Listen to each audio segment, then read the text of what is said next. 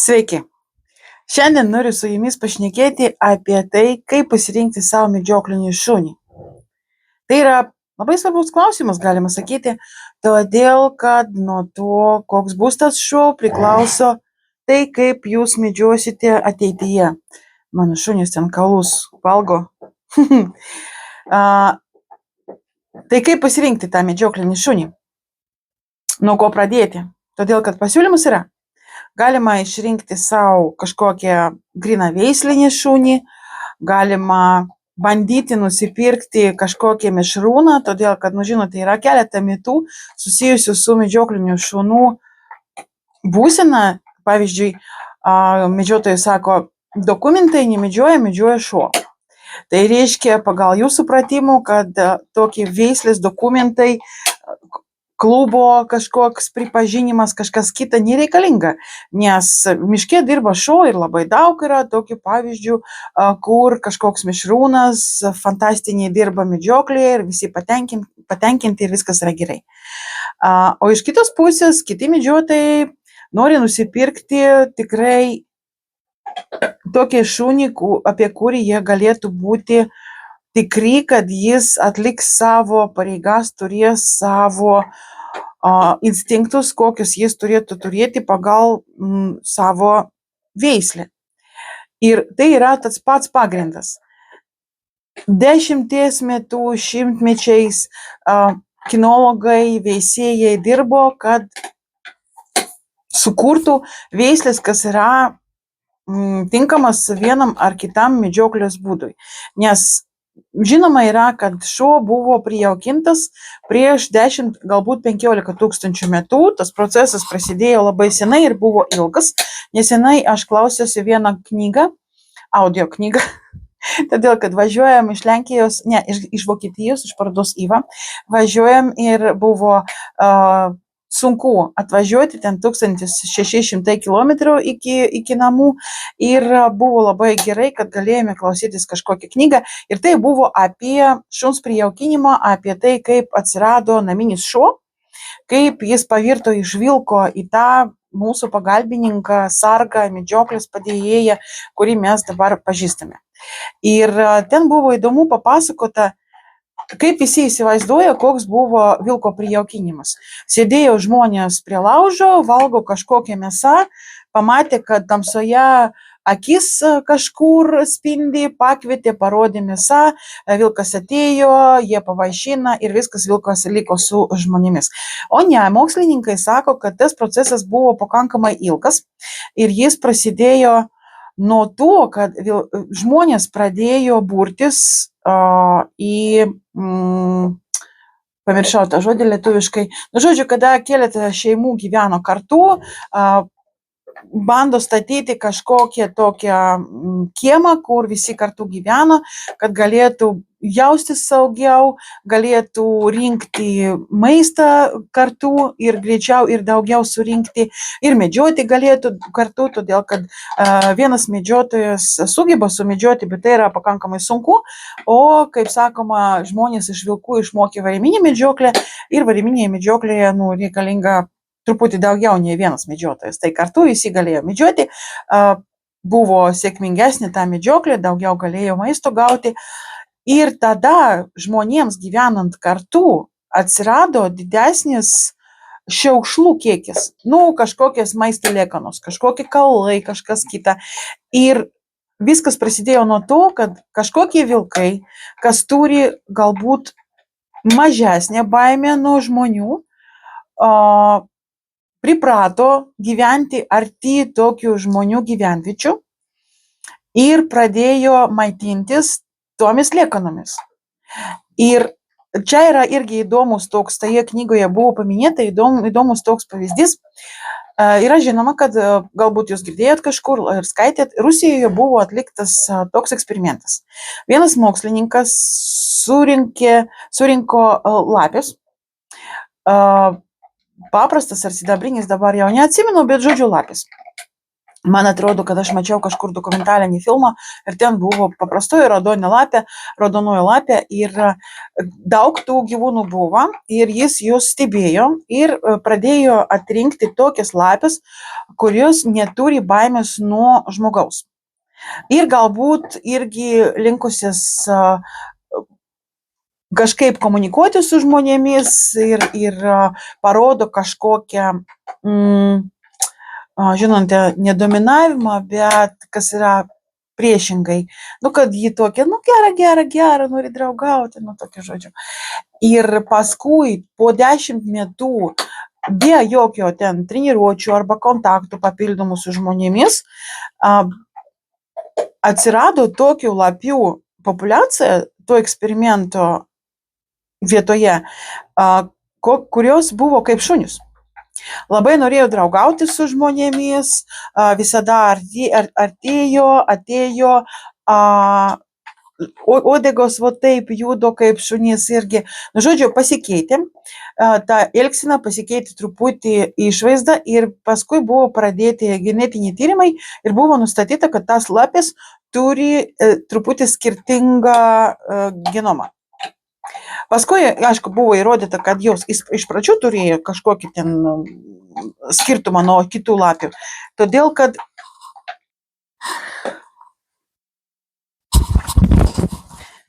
buvo įrodyta, kad tas lapės turi kažkokį skirtingą genomą ir paskui dar papildomuose tyrimuose buvo įrodyta, kad yra kažkoks skirtumas, kažkoks procentas lapių populiacijos. Ateik pas mane pasirodyti, kokia aš turiu savo ramaranį. Ir yra kažkoks populiacijos procentas, kas turi kitokią požiūrį, kitokią elgesį šalia žmonių. Ir mokslininkai galvoja, kad irgi su vilkais yra taip pat. Kad buvo prieš tų 10-15 tūkstančių metų tokių vilkų procentas, kas turėjo genetiniai mažesnį baimę nuo žmonių ir jie buvo tie protėvai, mūsų šiuolaikinio šuns protėvai, kas tada ir prasidėjo tos kitos rūšis vystymosi. Tai va.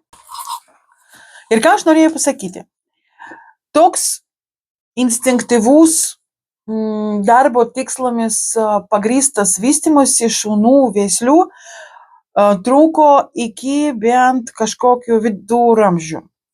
Nes aišku, kad visų pirmiausia žmonės vertino to proto šuns jėga ir pagalba medžioklėje. Medžioklėje ir savo gyvenviečių apsaugoje. Tai medžiokliniai ir apsaugos šunys, tai yra pačios pirmiausios veislės, galbūt tipai, kas buvo sukurti po to, kada šuo buvo prijaukintas. O aišku, paskui kažkoks ten, nežinau, 16, 17, 18 amžių žmonės jau pradėjo formuoti kažkokias veislės kažkokiems tiksliems darbams. Buvo kambariniai šunys, mes visi žinome, nes matome kažkur paveiksluose su karaliaus namo žmonėmis mažus šuniukus, pavyzdžiui,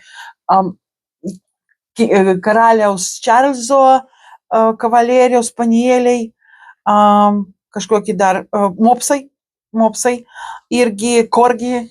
Yra skirtingos rūšys, kas buvo mėgstamos tarp tokių žmonių, karalių ir kunigų ir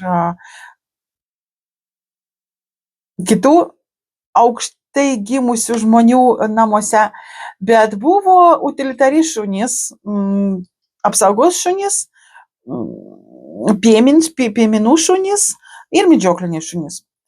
Tai pagrindė medžioklinės veislės atsirado prieš 2-3, galbūt 500 metų, kažkokios pradinės, kažkokios, pavyzdžiui, ten brakai kažkokie Europos viduryje, Kas dar yra iš tokių seniausių, kažkokie spanieliai galbūt.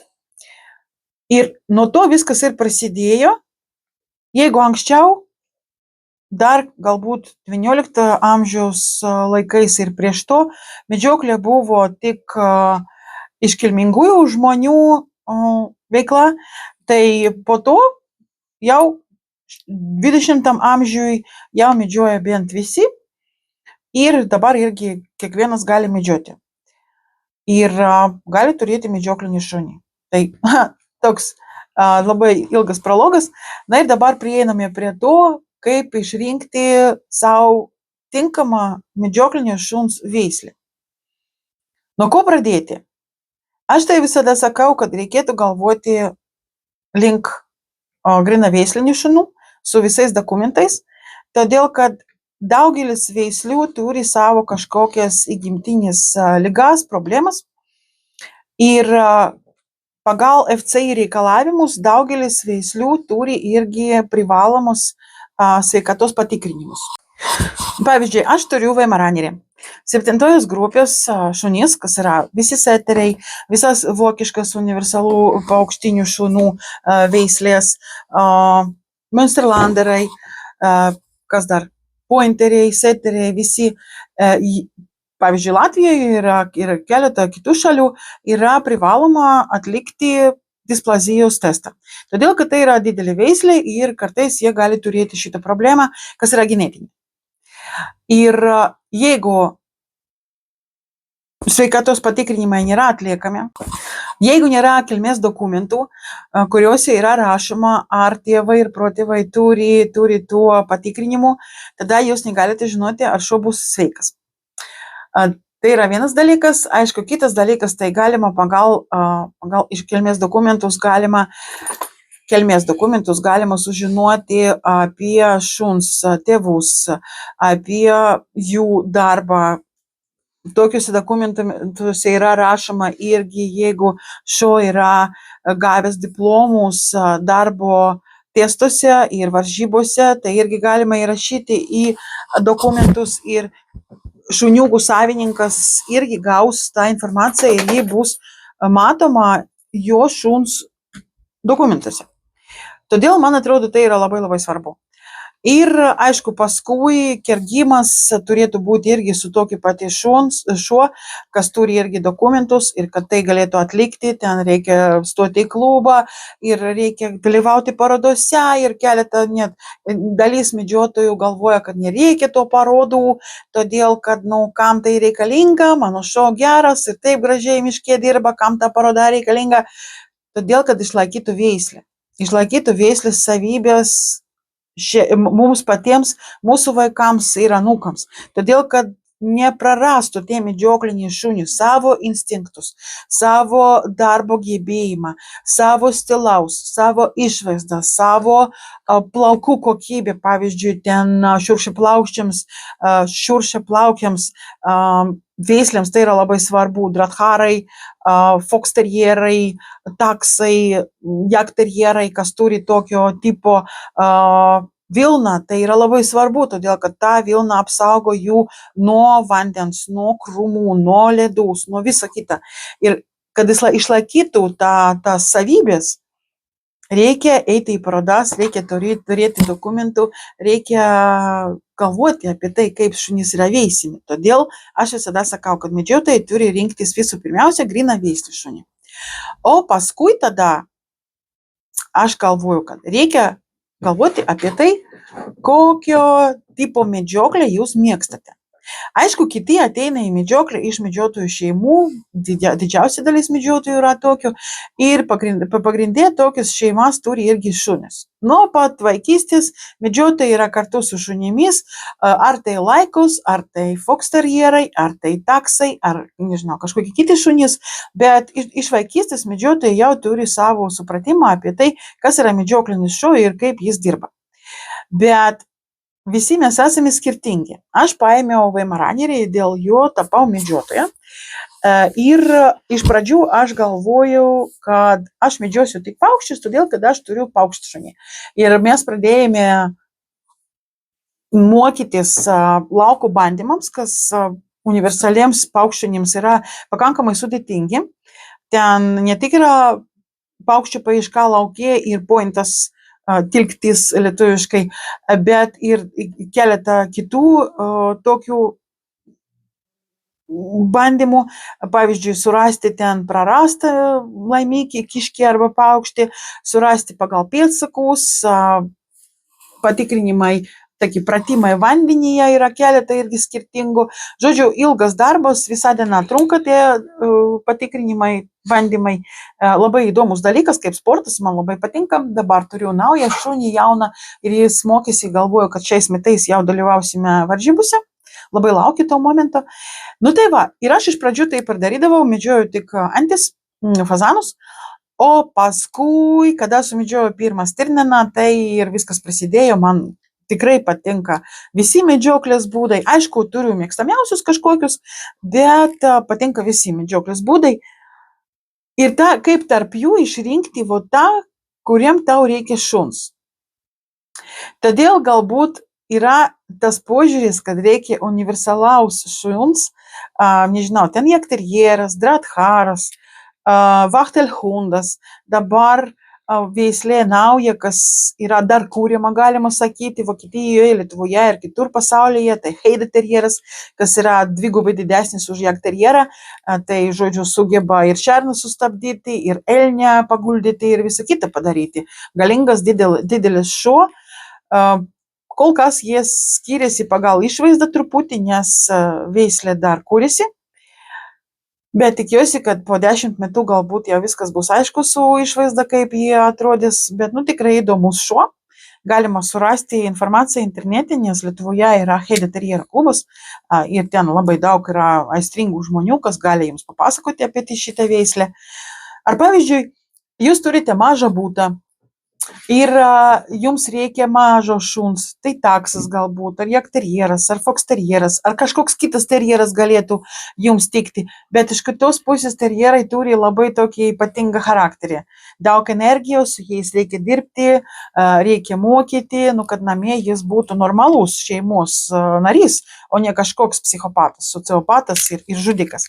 Žodžiu, yra daug tokių priežasčių, kas padės padės jums išrinkti savo medžioklinį šunį.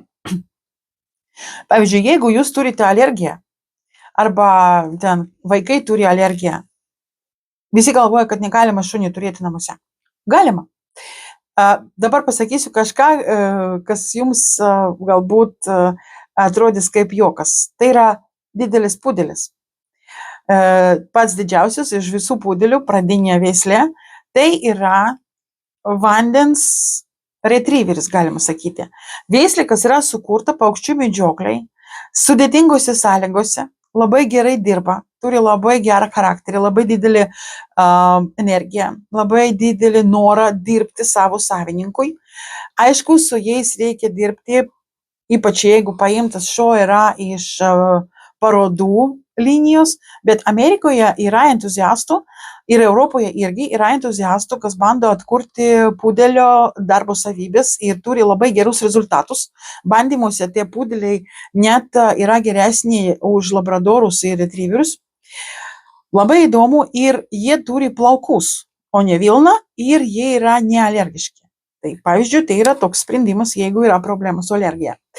Tada, jeigu gyvenote bute, tai galbūt nereikėtų imti laiką.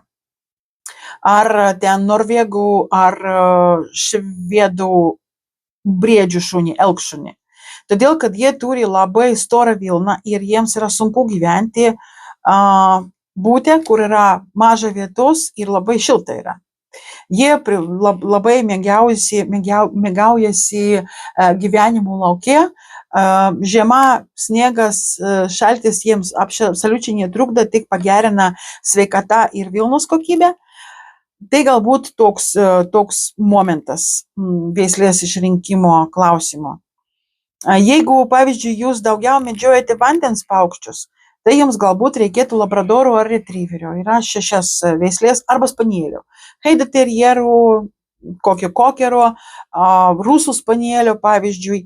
Jeigu jūs mėgstate urvinių gyvūnų medžioklę, ten lapės, mangutai, barsukai, bebrai, tai jums reikia terjero arba takso.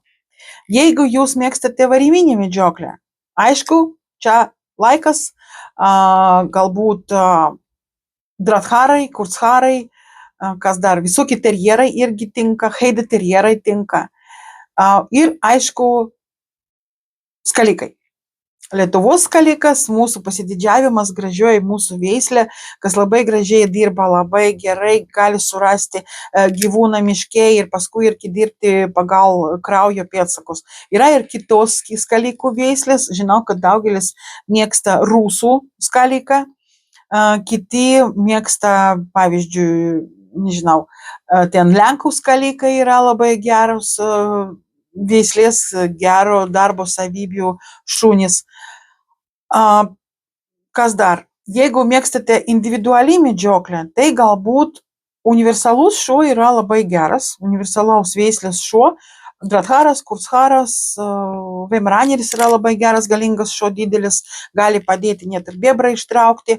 Tada Lietuvoje labai gerai žinomas, dėl jo savininko. Česapiko įlankiaus retrieveris yra didelis, labai stiprus šuo, kas gerai tinka medžioklei sudėtingose sąlygose ir jį galima išmokti atnešti bent viską. Ir jis yra pakankamai didelis šuo, kad jis galėtų pakelti ir atnešti kažkokią antrametinį bebrą. Aišku, apie paukščių medžioklę, todėl kad šita veislė yra sukurta tiesiog paukščių medžiokliai sudėtingose sąlygose žiemos metu. Jis gali išlaikyti darbą visą dieną kažkur sušalusiam ežere ir labai gerai ilgai dirbti. Tada ką mes dar turim? Taksai yra labai geri šunys ir variminėje medžioklėje jų galima naudoti, bet aišku, tos trumpos kojos yra problema, ypač jeigu žiema yra didelis sniegas, tai yra ir šalta tam šunių yra, ir jis nesugeba bėgti per mišką, tai žodžiu, daugiau problemų per žiemą yra su ja, nei to darbo iš tos šuns. Universalaus veislės galbūt ir nėra, jeigu mes žiūrim į visus šitos aspektus, pagal jūsų gyvenvietę, pagal, nežinau, ten šeimos reikalavimus, pagal galimybę šunį pavedžioti, apmokyti ir visą kitą. Mokyti reikia visus šunis.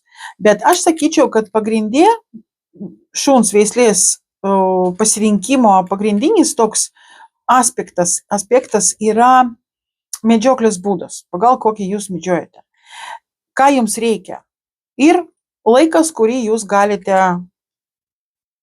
praleisti kartu su savo šuniuku, kad jam viską parodytų, išmokytų šunį ir dirbtų su ja. Nes yra tokios veislės, kokias yra lengviau sugyventi ir išmokti, o yra tokios veislės, su kurias yra didesnės problemas. Pavyzdžiui, ten terjerai be kilmės dokumentų, nežinomai iš kur atsiradę su nenormaliai psichika, tai yra didelė problema. Ir jų irgi galima išmokti, bet tai reikalauja labai daug laiko. Labai sunku tai yra padaryti, jeigu šuo turi problemų kažkokiu arba veisėjo namuose turėjo kažkokią neteisingą auginimą procesą arba kažkokių ten sutrikimų, traumų, kažką tokią. Tai yra didelė problema. Todėl labai reikia atsargiai rinktis ir veislę, ir veisėją, iš kokio jūs paimsite šunį. Žodžiu, yra daug tokių aspektų, galbūt aš kažką nepasakiau, bet jeigu turite idėjų, jeigu turite komentarų dėl šitos temos, tai būtinai rašykite, pasidalinkite nuorodomis ir ačiū, kad žiūrėjote, ačiū, kad esate kartu su mumis, kaip visada. Rašykite klausimus, rašykite jūsų pastabas ir mes būtinai darysime dar video, kad galėtų atsakyti į jūsų klausimus. Galbūt bus įdomu.